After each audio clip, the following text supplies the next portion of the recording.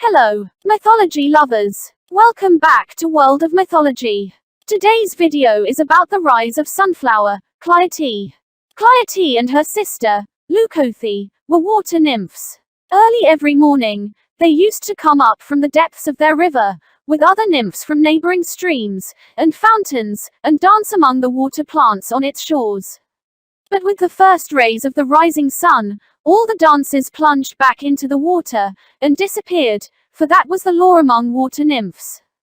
One morning, Clytie and Clytie broke this law. When the sun began to show above the hills, and all the other nymphs rushed back to their streams, these two sat on the bank of their river, and watched for the coming of the sun god. Then as Helios drove his horses across the sky, they sat and watched him all day long. They thought they had never seen anything so glorious. The god sat in his golden chariot, with his crown on his head, and kept a firm rein on the four fire-breathing horses. The sisters were dazzled by the glitter of the chariot, and the radiance of the jeweled crown. Helios smiled upon them, and they were happy. When night came, they returned to their river, where they could think of nothing else but Helios and his golden chariot. Before morning, they fell into quarreling, as sisters sometimes will.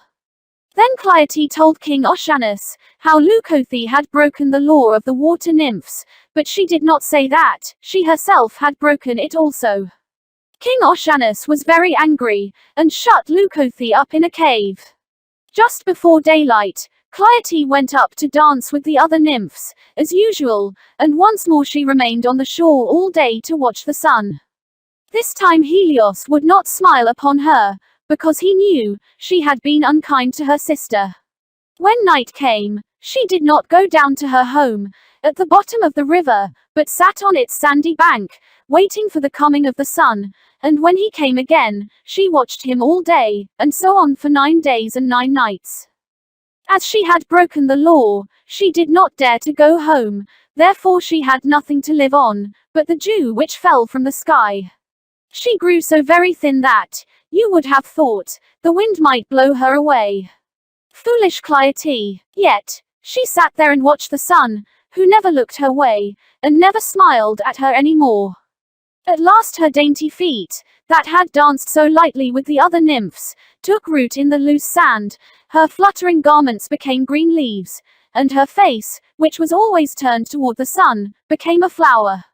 This flower still grows, in wet, sandy places, and still it turns slowly on its stem, always keeping its face toward the sun.